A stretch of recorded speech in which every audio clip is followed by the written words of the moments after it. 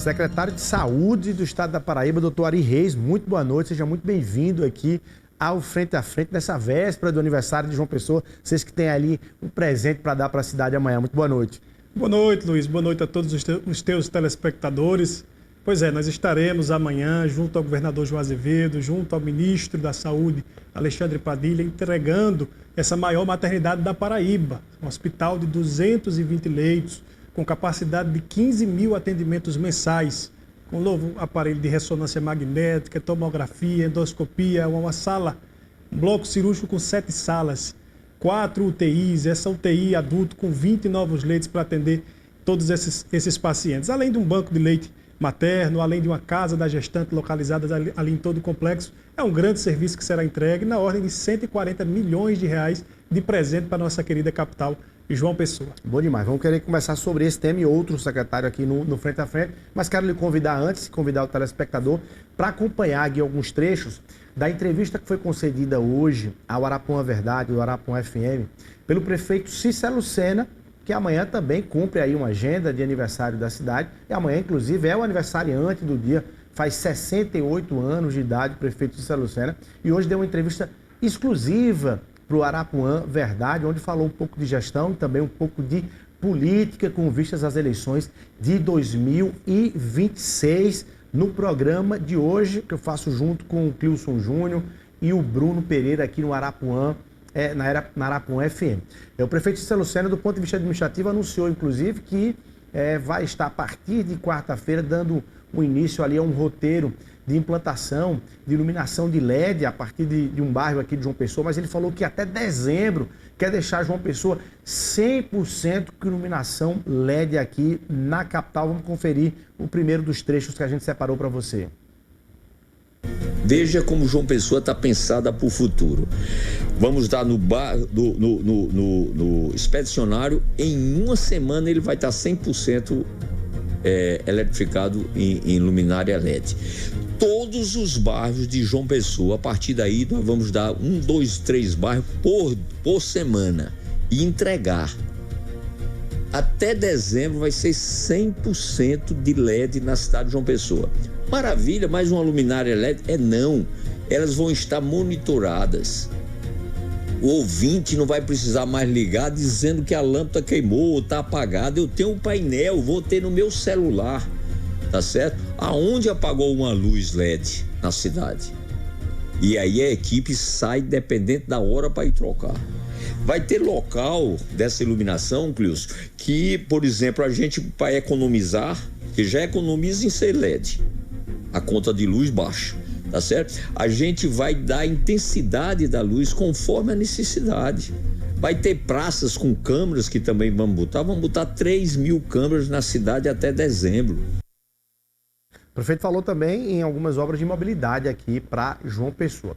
Olha, na política ele falou sobre a polêmica entrevista que foi dada pelo deputado federal Aguinaldo Ribeiro, que é presidente do PP aqui da Paraíba, que cobrou a Cícero ali uma posição de apoio à candidatura eventual à reeleição do vice-governador Lucas Ribeiro, prefeito Cícero Lucena, que mantém e sustenta ali uma pretensão dele ser o escolhido para ser o candidato da base governista. Cícero falou sobre as declarações de Aguinaldo Ribeiro.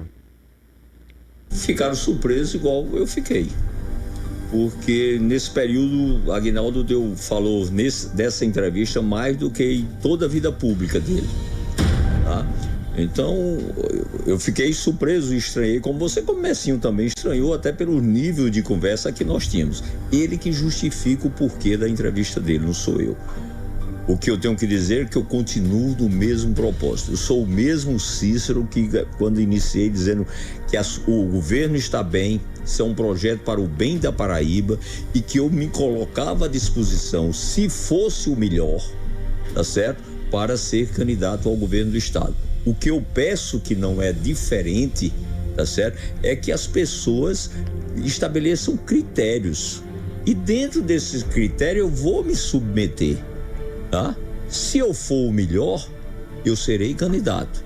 Se tiver alguém melhor do que eu, não tenho vaidade, rapaz. A minha vida mostra isso. Sou um cara que sou o mesmo antes de ser vice-governador. Eu frequento os mesmos locais, me visto até do mesmo jeito. Tem menina aí que pergunta a mãe se eu só tenho uma camisa, tá certo? Então, eu sou o mesmo Cícero, a minha história tá aí, então não vai ser uma disputa, tá certo? De possível cargo que vai mudar a minha prática e minhas atitudes. Olha, nessa entrevista daí, que foi hoje, nessa segunda-feira, no Arapuã Verdade do Arapuã FM, o prefeito Cícero Lucena desmentiu e divergiu, discordou da fala do deputado federal Wilson Santiago, que falou que havia ali um acordo em 2024 para que em 2026 ele não fosse candidato ao governo. Cícero disse que em 2024 esse assunto não entrou em pauta, ninguém discutiu 2026 quando estava montando ali a sua base que deu apoio a ele na reeleição aqui em João Pessoa. Não estou descobrindo coisa nenhuma, não teve conversa nem para sim nem para não. Esse assunto não foi tratado. O deputado Wilson Santiago afirmou aqui que teve. Não, ele disse que não teve, veja a leitura do que ele disse, que não teve acordo para eu ter a chance de reeleição. É uma coisa. Ele disse que apoiou o senhor, o partido, em troca do senhor não ser candidato a governador. Em momento algum, ele tratou isso comigo. É o que eu estou dizendo. Nem teve para ter, nem teve para não ter. Tá aí. E questionado, olha só, perguntado se poderia fazer uma aliança com os Cunha Lima para 2026, ou seja, rompendo com a base governista e podendo ir fazer uma aliança, retornar aos braços dos Cunha Lima, onde Cícero já compôs ali politicamente. Olha o que é que ele respondeu. Eu lhe respondo com um processo do dinamismo político, rapaz. Nós estamos discutindo agora, na minha base. Não quero construir uma alternativa, não. Então vocês já me acham derrotados dentro da minha base, dentro dos meus argumentos. Eu vou ser rejeitado, vou ser expulso. É isso que vocês já estão achando? A pergunta é se o seu veto então ou não. Eu preciso ouvir, tá certo, dos companheiros que eu defendo estar juntos, se eles não me querem. Caso eles não queiram, porque hoje o movimento que se tem é de outro nome. Eu não posso trabalhar com caso, com si. João Azevedo? Isso aí é por demais claro, eu trato público. Quando eu digo várias vezes que eu quero critério, Depois o que vai acontecer é o tempo que vai dizer. João Pessoa amanhã extremamente movimentada a política aqui na capital e na Paraíba como um todo. Secretário de Saúde Ari Reis, você não tem nada a ver com política do ponto de vista eleitoral, está ali na sua função técnica de secretário de Saúde, que é uma demanda impressionante, mas já que a gente pega esse gancho aqui, deixa eu lhe fazer só uma pergunta. Essa relação hoje administrativa da Prefeitura de João Pessoa entre o governo do estado, ela é importante para a cidade. Inclusive o Hospital da Mulher queria que você falasse até dos reflexos dele para João Pessoa em relação a contribuir ou não com a Secretaria de Saúde de João Pessoa. E o que é que aconteceria se houvesse ali um rompimento político do ponto de vista dessa parceria administrativa, ela não pudesse ser sustentada, secretário? Veja, Luiz, o governador João Azevedo, todo o nosso time trabalha não com essa análise política no ambiente assistencial de saúde. Nós pensamos sempre nos nossos pacientes. O que eu posso lhe dizer é que nenhum pessoense, nenhum paraibano ficará desassistido, né, independente do ponto de vista político. Mas a Secretaria de Estado da Saúde, aqui em João Pessoa, ocupa com mais da metade de toda a sua capacidade operacional, é ocupada por pacientes pessoenses. 60% do Hospital de Trauma de João Pessoa é de pacientes da capital, né? 54% em média da ocupação do Hospital Metropolitano de Santa Rita são de pacientes da capital, apesar ali de ainda acontecerem algumas discussões de pactuações e de referências e contra-referências com outros hospitais municipais. Verdadeiramente o governo do estado tem investido massivamente na saúde de João Pessoa, tem dado resposta a João Pessoa e contribui consideravelmente com o êxito, ou provável êxito, ou possível êxito do município na gestão da saúde. Nós somos peça importante disso e acredito sim que é um ponto a ser considerado. Todo o time trabalha para atender os paraibanos, independente de qualquer discussão. Mas há sim um esforço grande do governo do estado em atender os pessoenses. Vocês conseguem suprir algo que, por exemplo, a prefeitura solicitou administrativamente para o governo? Olha, cumpre isso aqui que a gente não está conseguindo? Cara, a discussão ela é muito ampla. Nós temos uma variedade de especialidades e procedimentos que são ofertados, que por muitas vezes, não por ser um município de João Pessoa, mas por ser um município, é difícil qualquer município do Brasil executar, e só o governo do estado tem esse aporte de recursos e essa rede organizada. Principalmente quando se fala de um governo da Paraíba que, do ponto de vista fiscal, tem condição financeira de aportar e de dar qualidade a esse atendimento. Mas nós temos atendido sim, né, grandes serviços aqui da capital que foram instalados para atender demandas de cidades do interior. Nós temos direcionado para atender demandas da capital, né, por fragilidades que todos os municípios brasileiros eles passam e que os governos estaduais eles têm apoiado. Já tem reflexo na questão administrativa da relação na área da saúde, por exemplo? Essas discussões políticas já refletiram nessa relação, nessa parceria? Não, nós temos um posicionamento muito direto e muito concreto no governo do estado. Nós somamos aí um time de secretarias e secretários técnicos envolvidos num projeto que é o projeto do governador João Azevedo, que também é o projeto do vice-governador Lucas Ribeiro. Nós temos consciência de que esse trabalho, né, que foi constituído aí há 8 anos, quase 8 anos de gestão do governador João Azevedo, é um trabalho de grupo que o governador, o vice-governador Lucas Ribeiro participou. Então nós temos esse discurso firme de que, independente dessas posições, nós queremos que esse trabalho ele seja dado continuidade a ele. Enxergamos na figura do vice-governador Lucas Ribeiro o potencial, a capacidade, a determinação, a força de vontade de dar continuidade a esse trabalho.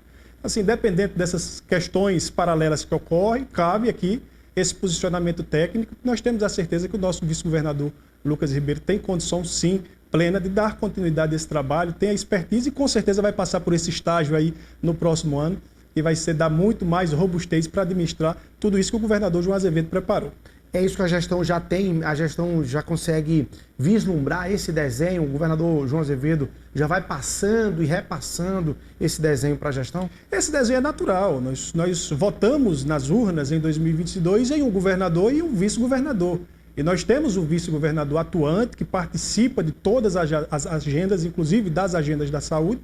Então, claramente que o nosso time técnico, o nosso time de diretores de hospitais, o nosso time da secretaria tem uma identidade já construída com o vice-governador. Independente, né, dessas decisões ou discussões, né, o nome que está posto e o nome que tendemos aí a apoiar é o nome que já faz parte desse time de governo e foi aquele nome que nós confiamos exatamente nesse período do cargo. O vice-governador, a gente já sabia em 2022 que ocuparia caso o governador João Azevedo se afastasse para o Senado. Então nós confiamos plenamente na figura do vice-governador e todo esse time está mobilizado sim para apoiar quem o grupo determinar.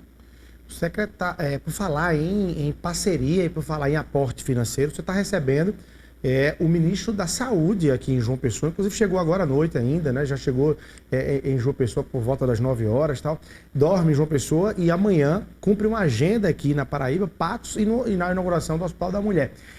Quais são as perspectivas que vocês têm do ministro da Saúde, Alexandre Padilha, do ponto de vista de aporte financeiro, de recursos para poder sustentar o financiamento da saúde pública aqui na Paraíba, secretário? Exato. Desde o início do governo Lula, ainda com a ministra Nízia, a Paraíba desengavetou diversas habilitações na área da saúde.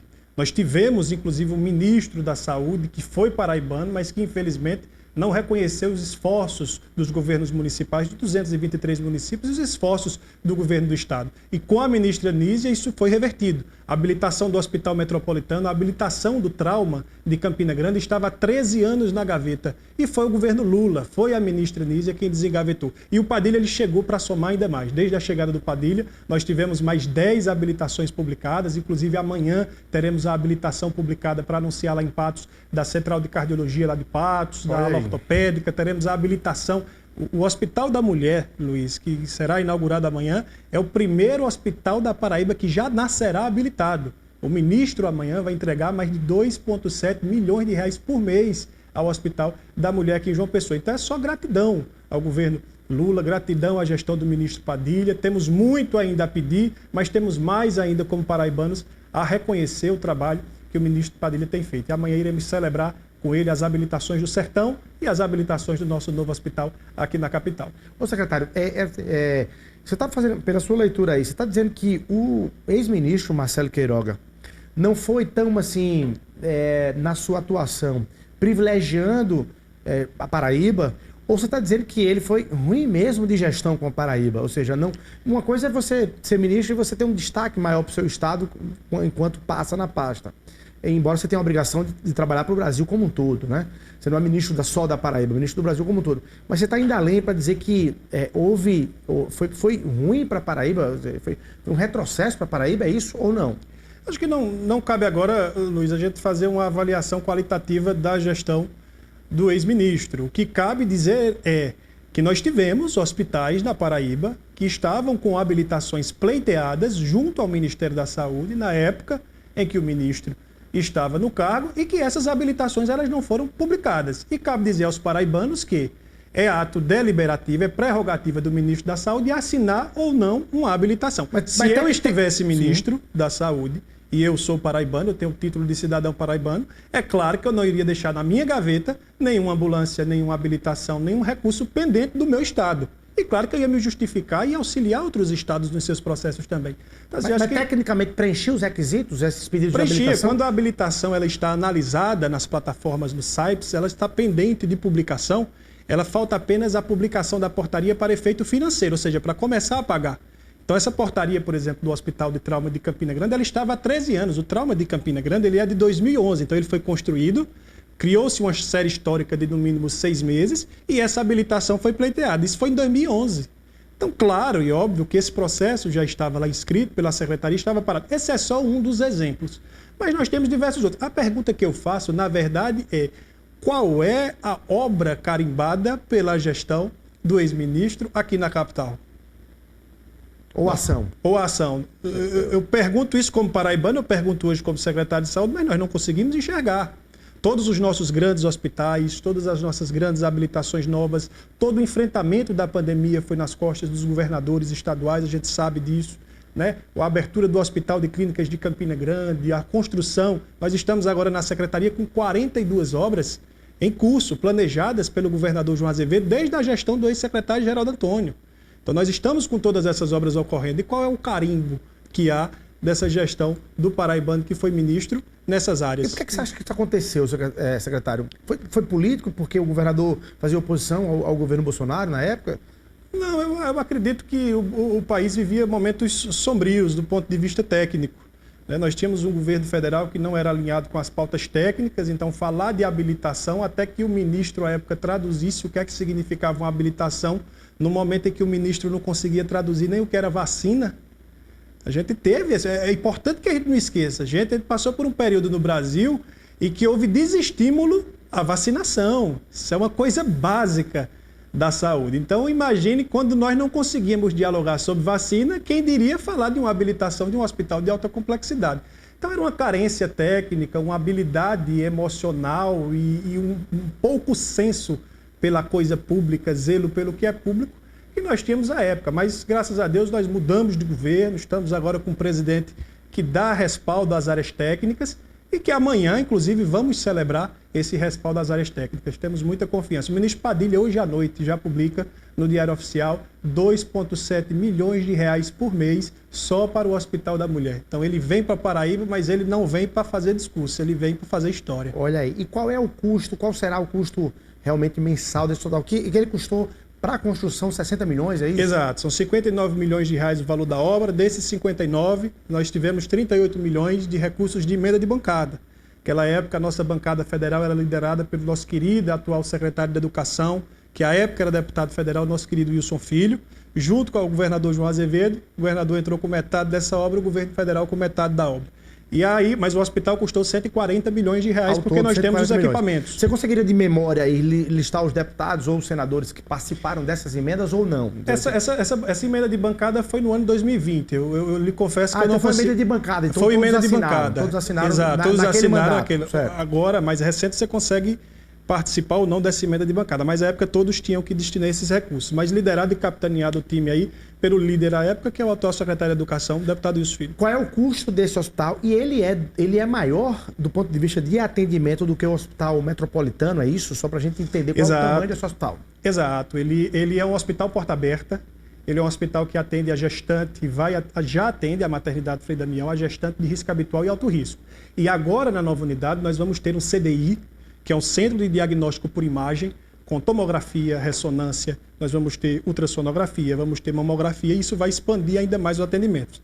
Também nesse complexo, nós fechamos ali o ambulatório, que era separado da maternidade Frei Damião, e trouxemos um ambulatório com 50 salas aí para dentro. Então, essas consultas especializadas vão ser ofertadas dentro do Complexo Hospital da Mulher e o banco de leite. Nós prevemos, já nesse início, no primeiro mês, cerca de 15 mil atendimentos lá na unidade. Então, 15 mil pessoas serão atendidas entre consultas ambulatoriais, exames laboratoriais básicos, até aquele parto cesárea, aquele parto de alta complexidade, leite de UTI.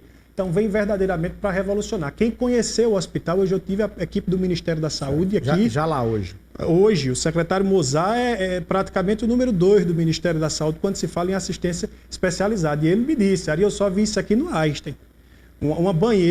Uma enfermaria onde a gestante ela vai ter o seu parto humanizado dentro de uma jacuzzi com água aquecida, isso não existe em hospital privado na Paraíba, não existe em hospital público ou privado aí a nível de Nordeste. E essa qualidade. SUS, 100% SUS.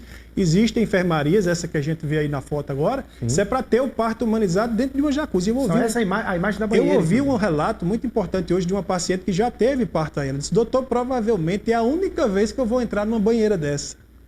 Certo. E é de graça, é para o povo, construído pelo governo do estado, desenhado à mão pelo governador João Azevedo, e que chega para dar robustez a esse serviço de saúde que a gente sabe. E aí a nossa exigência é que a cada hospital novo que se abra, o sarrafo suba ainda mais. Então esse hospital ele já é melhor que o Metropolitano, o Hospital da Mulher de Campina Grande, a nossa intenção é que seja melhor que o de João Pessoa, e aí a gente vai subindo para atender bem a população. Secretário, para entender, ela é um hospital para regulação ou é porta aberta, para a gente entender como é que a população vai poder usufruir desse equipamento? Existe uma pactuação, existe uma deliberação com a Secretaria Municipal de Saúde da capital e a Secretaria de Estado. Nessa secretaria, nessa pactuação, metade da cidade é atendida pela Cândida Vargas e metade da cidade é atendida pelo Hospital da Mulher. Essa metade é geograficamente falando? Porque se você lembrar, elas se encontram nos dois extremos da capital. Então, essas unidades básicas de saúde da metade do Hospital da Mulher, elas vão referenciar todas as gestantes de risco habitual ou de alto risco para o Hospital da Mulher, e a outra metade da cidade vai ser referenciada para a Cândida Vargas, que ainda permanece funcionando. Tá. Claro que um Hospital da Mulher, mesmo com os 220 leitos, ele não tem condição de abarcar toda a demanda da capital e toda a demanda do Estado. É preciso ainda a gente continuar sabendo que existe a Cândida Vargas e que funciona muito bem a Cândida Vargas, a Contente e atende todos os seus pacientes. Mas aí existe essa questão e as gestantes vão tirar essa dúvida no próprio acompanhamento de pré-natal na unidade básica de saúde. Se passar mal, a referência é ao Hospital da Mulher. Se tiver intercorrência, a referência é Cândida Vargas. Se for de alto risco, já vai para o ambulatório do Hospital da Mulher. Então há essa organização e essa pactuação será mantida. Tá. Quais são os outros roteiros, aí saindo de João Pessoa, quais são os outros roteiros que o Estado tem de entrega de equipamentos desse tamanho aí, como o Hospital da Mulher, para aqui para Paraíba no tempo? Como é que nós estamos de tempo aí de execução? Exato, nós estamos aí, a próxima unidade a ser entregue será o Hospital Regional de Guarabira. O Hospital Regional de Guarabira está sendo amplamente reformado, um investimento de 35 milhões de reais, e ainda esse ano nós queremos entregar as primeiras fases do hospital. A partir do primeiro semestre do ano que vem, nós viemos com o Hospital Arlinda Marques, aqui na capital, que está sendo totalmente reconstruído. Viemos com a primeira fase do Hospital da Mulher de Campina Grande, o CDI e a parte de urgência e emergência já será entregue no próximo ano. E nós viemos aí com a maternidade de Itaporanga, que está sendo triplicada de tamanho. E há um cronograma, Luiz, de 42 obras agora na Secretaria. Dessas 42, 8 são hospitais novos. São reformas e 8 novos hospitais. 8 novos. Quando eu digo novos, o Hospital da Mulher ele nasceu do zero, mas a maternidade Peregrino Filho em Patos, ela foi demolida e está sendo reconstruída, ela é nova. O Arlinda Marques, apesar de já existir um prédio de 60 anos, ele foi todo demolido e vai levantar um Arlinda Marques novo. Então vai ser um mas novo. Mas o Frei Damião, a maternidade Frei Damião também foi demolida. Também foi demolida, mas eu coloquei na conta. É um novo hospital aqui na capital. Ela foi demolida e foi ampliada, né? E é um detalhe importante, a maternidade Frei Damião, ela permanece no Hospital da Mulher. O Hospital da Mulher é um complexo de saúde com o CDI e a Casa da Gestante, mas a maternidade lá dentro, quem for visitar, vai ver que ainda tem o nome de Frei Damião. A homenagem não perdeu e essa maternidade dentro do complexo Hospital da Mulher ainda existe. Aí, vamos lá, e aí você tem o hospital, o Trauma do Sertão. Trauma do Sertão está em 30% das obras, os 4 pavimentos já estão erguidos. Amanhã, o ministro, junto com o governador João Azevedo, junto com o presidente da Câmara, Hugo Mota, nós estaremos lá, o Nabor também, prefeito de Patos, visitando o Trauma do Sertão. Além disso, temos a Peregrino Filho em Patos, temos a hemodiálise construída lá em Monteiro, nós temos a nova maternidade de Cajazeiras, o Hospital da Mulher do Sertão sendo construído lá em Souza, temos a nova maternidade de Itaporanga. Aí, se eu for listar, são 42 e eu lhe garanto agora, que eu lembro de todas. Eu vou retomar uma pergunta que eu fiz, que é em relação a financiamento, a recursos para garantir o funcionamento desses novos hospitais ou da ampliação desses hospitais. Porque me parece que é importante para o governo ter essa carta, esse cardápio de entregas, mas se faltar fôlego financeiro para os hospitais, o que é que vocês têm de garantia e quando tudo isso estiver pronto, qual é o custo mensal de aporte e de aumento nas contas do Estado? O Estado tem fiscalmente fôlego para isso?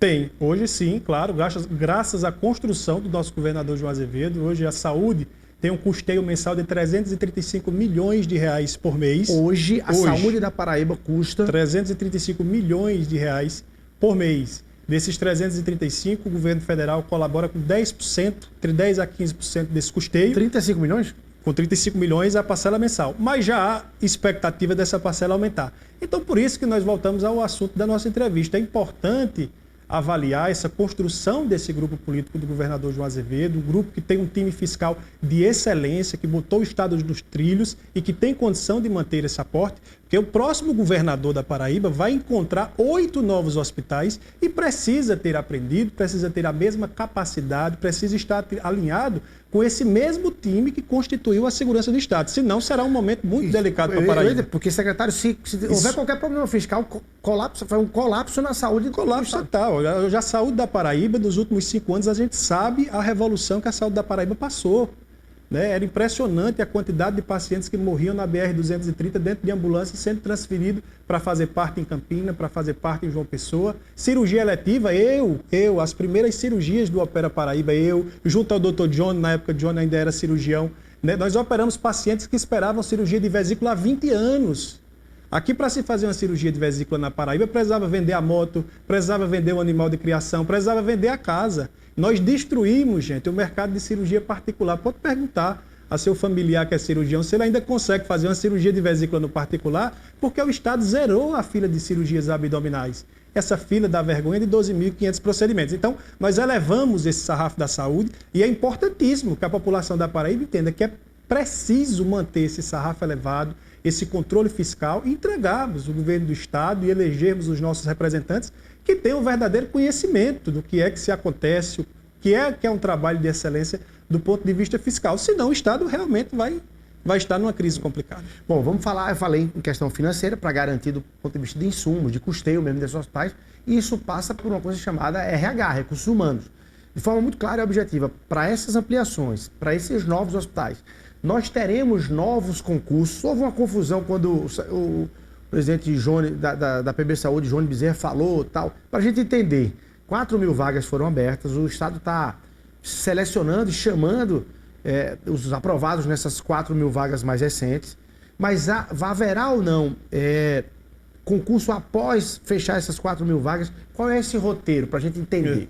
Exato, e aí eu abordo 2 pontos. Quem faz concurso público é ansioso por natureza, e eu, como secretário, já fui médico, já fiz concurso, entendo a ansiedade de todos os candidatos aprovados no último concurso da PB Saúde. Eu quero dizer a vocês que nós temos um intervalo de 2 anos para fazer o chamamento de todos esses concursados, que todos serão chamados. Eu entendo a ansiedade, no meu Instagram não tem outra coisa a não ser cadê o concurso, cadê a convocação, mas nós já convocamos 500 candidatos de 1.400 vagas no primeiro mês de homologação. E olha que nós temos 2 anos. Então, tenham essa paciência, o governo é um governo planejado, organizado, que vai admitir todos vocês quando tiver as condições ideais de garantir trabalho de qualidade e de garantir também salário em dia.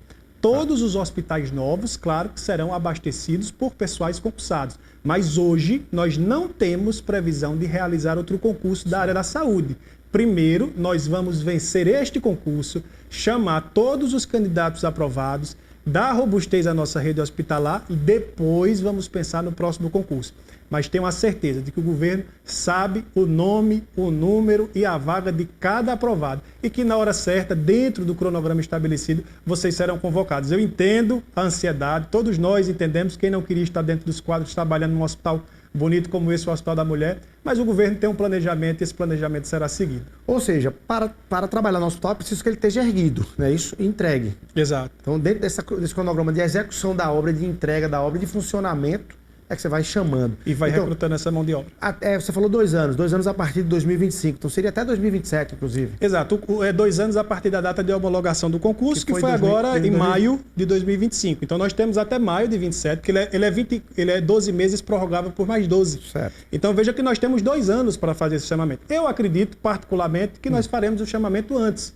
Mas não vou gerar expectativas. Eu quero dizer que o governo e a secretaria e a PB Saúde obedecem o que está no edital. Certo. Entendemos a ansiedade, mas é preciso que vocês entendam também que há todo um planejamento para receber os bens nas nossas unidades. Então, para ficar claro, até fechar esses 4 mil, não se fala em concurso público sobre saúde Não temos em estudo e não temos a previsão de realizar outro concurso, seja para a gestão direta ou para a gestão indireta. Nosso compromisso hoje é com o atual concurso da PB Saúde. Tá aí bem clara a informação aí do secretário de Saúde da Paraíba, Ari Reis, que está conversando com a gente aqui no Frente a Frente dessa segunda-feira. Vamos para Campina Grande, secretário? Vamos para Campina Grande, porque o Estado tem, e até de forma referenciada para o país, o programa Opera Paraíba, o Coração Paraibano, entre programas de descentralização desse atendimento, de celeridade desse atendimento. Queria que você pudesse, naturalmente, atualizar os números que são muito significativos, os números da saúde nesse sentido,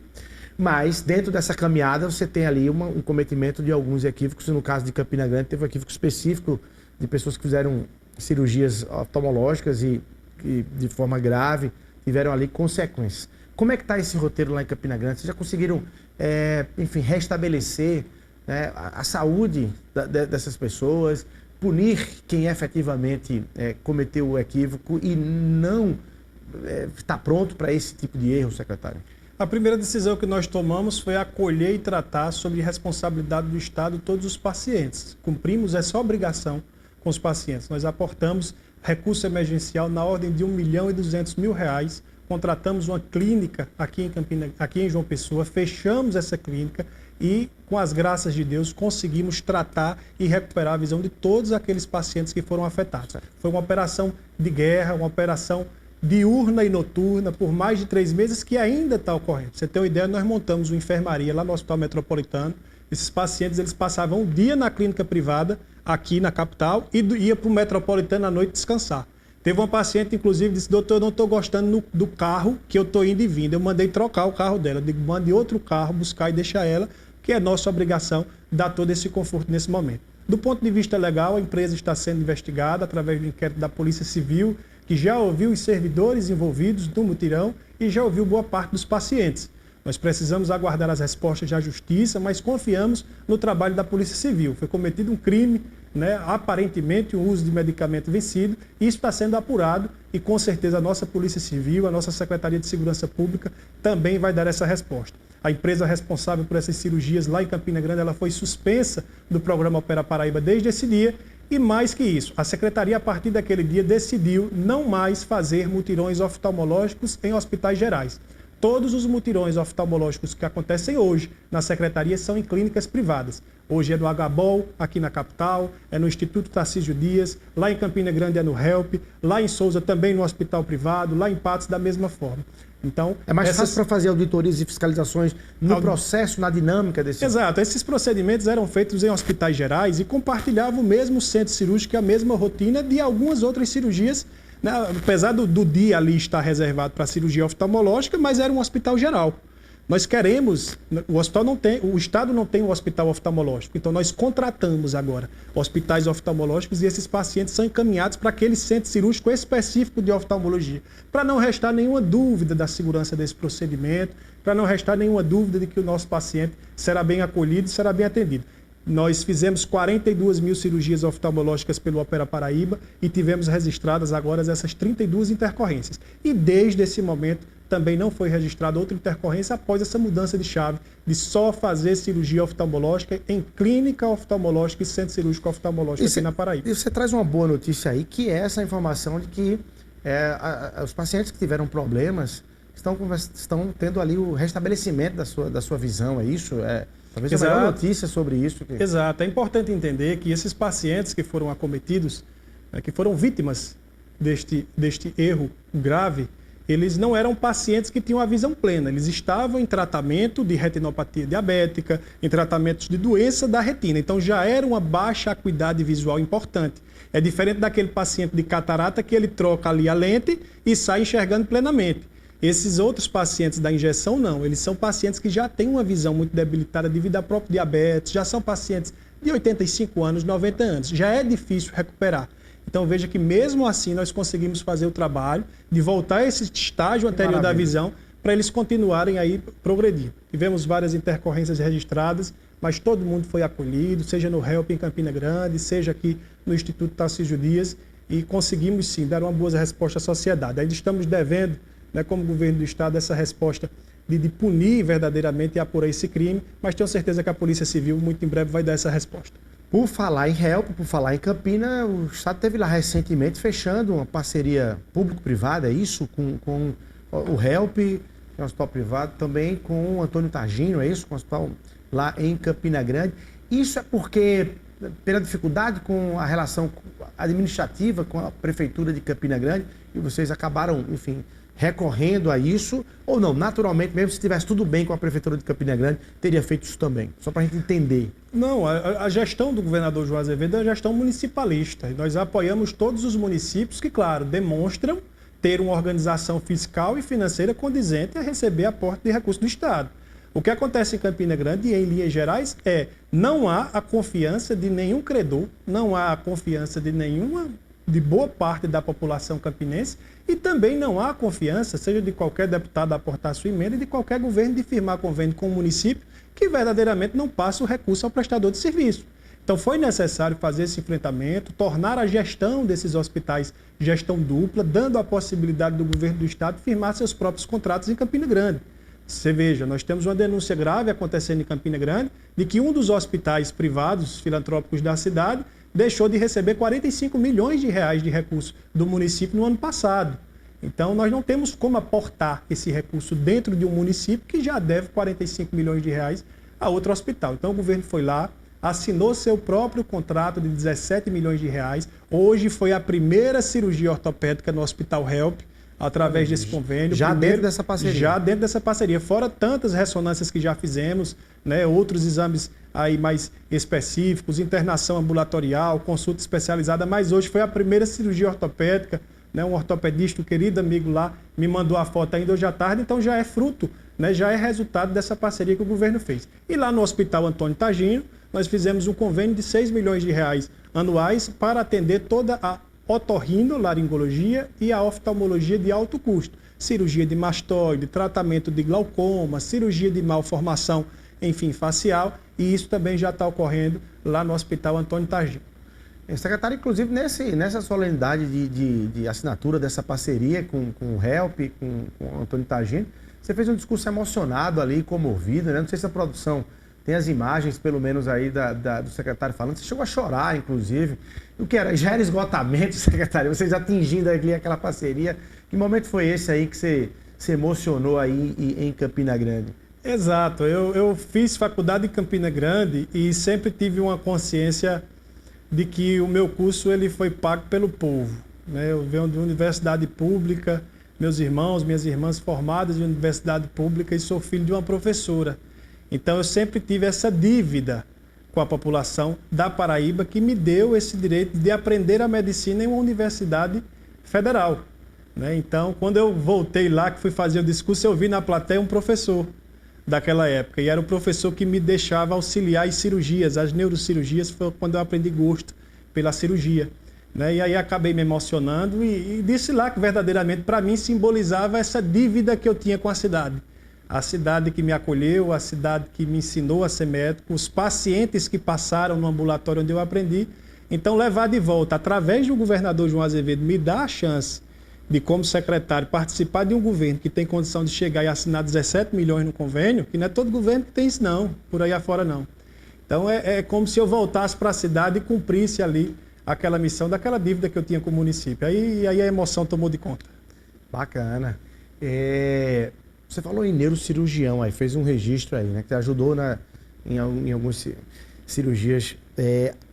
qual é a maior dificuldade de descentralizar o atendimento de médico num estado? Estou falando de Paraíba, estou falando do Brasil como um todo. Porque eu quero crer que os médicos especialistas em especialidades, inclusive mais raras e mais difíceis, que demandam um tempo de estudo, de residência grande, profundidade, de colocar esses profissionais no interior. Porque eu quero crer que, naturalmente, esses profissionais são urbanizados, eles não querem estar morando ali em qualquer local. Eles querem, enfim, estrutura, inclusive, para a qualidade de vida pessoal. É difícil. Esse é o maior gargalo que se tem. Você pegar um profissional com especialidade bem rara, bem específica e jogar no interior do estado, é isso? Exato. Nós temos uma concentração de mão de obra especializada a nível nacional, localizada nas regiões das capitais. No máximo em alguns interiores, como Ribeirão Preto, como Barreiras ali na Bahia, no máximo como o interior, como Campina Grande, é que você consegue fechar essas equipes. Falar de medicina não é só levar um neurocirurgião para o interior, um anestesista. Você precisa montar uma escala. Que para montar uma escala de neurocirurgia em Patos, por exemplo, eu preciso de 7 cirurgiões, cada um dando um plantão de 24 horas por semana. Não consegue nenhum. Então, hoje não consegue nenhum. Por quê? Além dessa formação médica especializada estar concentrada nas capitais, o mercado das capitais ele já é carente porque atende à demanda do interior. Então, todo mundo que se forma na capital já é absorvido pela capital ou por Campina Grande, porque o mercado já é carente. Então, nós precisamos fomentar a formação médica no interior, para que esse profissional ele se forme no interior do estado e que ele estabeleça vínculos no interior do estado e que ele possa ter condições de ficar ali naquele mercado que vai girar em torno dele. É mais fácil para o filho da terra ficar no local. A escala de Patos da hemodinâmica, quando o Dr. Geraldo Antônio foi abrir a hemodinâmica de Patos, o que ele mais ouvia, junto com o doutor Daniel, a doutora Renata, à época, é vocês não vão conseguir ter médico para operar a hemodinâmica de Patos. E aí, conseguimos, ali através de uma articulação, fazer contato com o doutor Luan, que morava em Recife e era de Patos. Ô Luan, tu quer voltar para Patos? Vamos montar uma equipe lá em Patos, vamos levar teus colegas. Você quer voltar a morar lá? Se vai ter o serviço, a gente volta. E hoje Luan está lá, bem estabelecido, lidera a equipe, dá um show ali no sertão do estado, já montou o seu próprio mercado privado. Então veja que é um trabalho de formiguinha e de convencimento para esses especialistas irem para o interior. Nem a questão salarial, se aumentar muito, nem esse atrativo, às vezes, consegue superar isso. Às vezes não, porque veja, se eu colocar o valor do plantão muito alto em Cajazeiras, mas o cara vai querer sair daqui para lá para ganhar 2 vezes e enfrentar a estrada, ficar longe da família, muitos preferem ficar aqui na capital mesmo, sabe? Então a gente tem que começar a formar esses profissionais do interior para que eles criem vínculos, criem bases, constituam famílias ali em torno do interior e queira realmente ter seu vínculo emocional além do profissional ligado ao sertão do estado e ao Alto Sertão. É um grande desafio. Dinheiro, às vezes, não resolve tudo. Não resolve tudo. Agora, secretário, você fala em formação, o Brasil não padece dessa história de formação, porque a quantidade de cursos de medicina é bem grande e o volume de médicos que estão se formando por ano também é uma coisa muito volumosa. Há quem fale até em inchaço específico e colapso específico em algumas cidades. Fica muitas regiões sem nada, e poucas regiões com muito. Com muitos médicos. Aqui na Paraíba nós formamos mais de 500 médicos por semestre.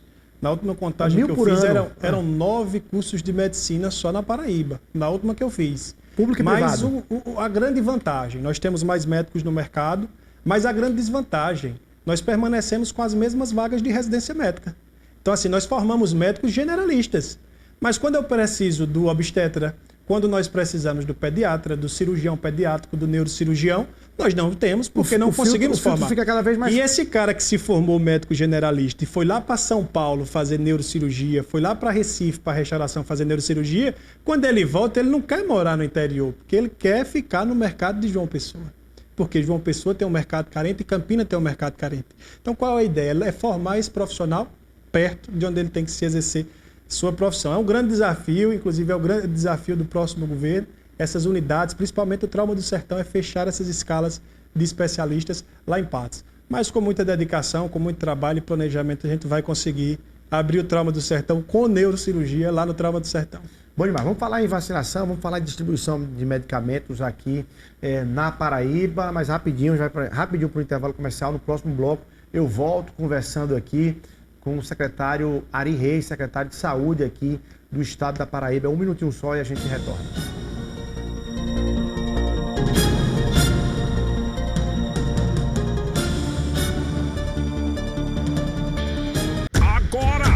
Ofertas exclusivas no site armazémpb.com.br. Ventilador Arno do Grande, só 179. E tem muito mais no site do Armazém Paraíba. Acesse agora armazémpb.com.br ou no aplicativo. Aproveite!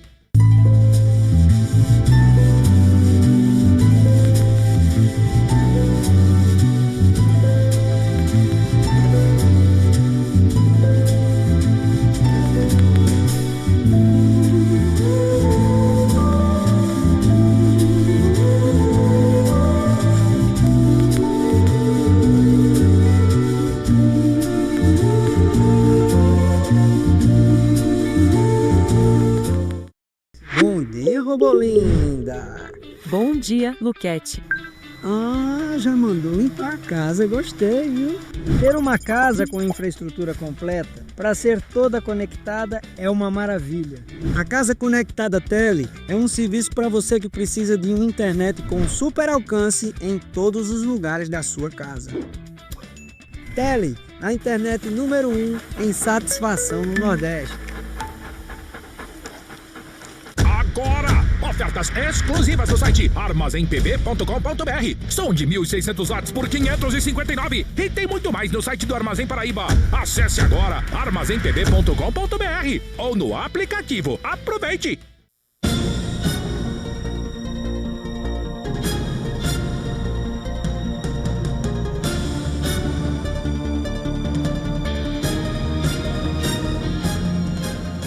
Ok, estamos de volta aqui no Frente a Frente nesta segunda-feira, conversando hoje com o Dr. Ari Reis, que responde pela Secretaria de Saúde do Estado da Paraíba, atualizando a gente aqui sobre todos os avanços e desafios da pasta aqui no Estado da Paraíba. A gente falou no começo da nossa conversa, você falava sobre e fazia uma leitura que o governo anterior tinha um negacionismo em relação à vacina e houve uma deseducação, digamos assim, na sua visão, em relação à vacinação. Isso já voltou? Primeiro, isso já voltou? A confiança que nós tínhamos em todas as vacinas, você já entende que é um processo de retorno? Ou vai ser necessário que os governos façam campanhas educativas e estímulo para o retorno das vacinas aqui no Brasil? Exato, Luiz. Esse desestímulo, ou na verdade esse estímulo à hesitação vacinal a nível nacional, nós sofremos a consequência ainda hoje. A mentalidade de muitas mães, a mentalidade de muitos idosos ainda diminuiu. É ter medo ainda de tomar a vacina pelos efeitos que essa vacina pode causar. Então você veja que só no ano passado a Paraíba realizou 26 dias de multivacinação para poder incentivar a população a procurar e tomar vacina. Você veja que a Prefeitura de João Pessoa, ela faz campanha, quem vai ali na Ferreira Costa no final de semana, no sábado ou domingo, tem uma mesinha de vacina ali em frente os principais comércios ali, né, da capital, porque a prefeitura insistentemente bota e incentiva o pessoal a tomar vacina, porque a gente vê que a procura e a adesão ainda é pouca. Aqui na Paraíba nós temos um programa que é o Vacina Mais Paraíba, que nós pagamos R$500 para cada equipe de sala de vacinação que atinge a meta. Isso faz com que a galera da sala de vacinação faça busca ativa. Ligue para a mãe do bairro, vá na casa, ei, está na hora de vacinar, está na hora de ir no posto de saúde, porque ela vai ganhar uma bonificação no salário, né? E aquele paciente vai ser vacinado. Então, isso não é a nível só de Paraíba, é a nível Brasil. Nós temos baixa aí, né, nas coberturas vacinais em cenário nacional, aqui na Paraíba não é diferente, mas estamos sempre incentivando a população e comprovando que vacinas salvam vidas. O maior exemplo disso é a Covid-19. Nós só vencemos Covid-19 quando ali na semana do dia 20 de janeiro, né, chegou vacina, todo mundo se vacinou, a gente venceu a pandemia. Então essa é a prova de que verdadeiramente vacinas salvam vidas. Agora nós saímos de uma crise nas síndromes respiratórias que crianças que não foram vacinadas ocupavam leitos de UTI, entubadas, com insuficiência respiratória, simplesmente porque não tomaram a vacina, né, contra a influenza, COVID. Não obedeceram o calendário vacinal. Não, da influenza normal, mesmo, que todo ano circulam vírus específicos e o Ministério faz esse calendário. E aí essas crianças que não se vacinam é quem procura o pronto atendimento e é quem vai entubado, é quem procura o leito de UTI. Então, verdadeiramente, vacina salva vida, a Paraíba é referência em vacinação e é preciso. Eu agradeço aqui a todos os secretários municipais de saúde, os 223, que sempre se empenham em fazer dia D de multivacinação, em colocar o bloco na rua, em botar a gente para vacinar em caminhão, nas escolas, em todos os lugares, para a gente vencer essas doenças que são evitáveis de agravamento graças à vacina. Só para registrar mais uma informação, desta segunda-feira, a gente está falando do governo anterior, do governo Jair Messias Bolsonaro, e o ministro Alexandre de Moraes, do Supremo Tribunal Federal, decretou a prisão domiciliar do ex-presidente Jair Messias Bolsonaro nesta segunda-feira, acusando de descumprir as medidas cautelares que ele já estava ali respondendo desde a semana passada. Segundo o ministro Alexandre de Moraes, a participação por videochamada do ex-presidente nas manifestações desse final de semana no Brasil foram, enfim, muito claras, segundo ele, pelo descumprimento das medidas cautelares que estavam impostas aí ao ex-presidente Jair Messias Bolsonaro, que tem aí a sua prisão domiciliar decretada aí pelo ministro nessa segunda-feira. Secretário, para a gente fechar aqui, medicamentos, distribuição de medicamentos. Quem está aqui, está acompanhando o programa, diz, olha, mas eu vou lá no CDMEX e tal. Isso entrou num ritmo, numa dinâmica aí que as pessoas conseguem, de fato, receber. E quando está faltando, tem ali uma responsabilidade do governo federal, inclusive? Exato, eu acredito que todo mundo que faz a imprensa da Paraíba, eu também já percebi que acabaram aí aquelas publicações da porta do CDMEX, aquele desconforto, aquele relato de falta de medicamentos. Nós conseguimos, através de uma decisão do governador João Azevedo, entregar um CDMEX em Campina Grande, no novembro do ano passado, e entregamos aqui no final de março um CDMEX da capital, João Pessoa. Então estamos acolhendo todos os nossos pacientes com absoluto conforto. Nós distribuímos 225 medicamentos nas 2 unidades da farmácia especializada. Dos 225, 120 são de responsabilidade do governo federal. Então é importante entender que muitas dessas medicações, elas podem estar em falta devido a enfrentamentos dos problemas de aquisição a nível federal. Do componente estadual, acredito que hoje, a última atualização que eu tive foi ontem, nós temos 3 medicamentos com problemas de aquisição, mas já em fase de chegada aqui na Paraíba, e outros medicamentos que não estão disponíveis no CDMEX, que são os medicamentos oncológicos judicializados.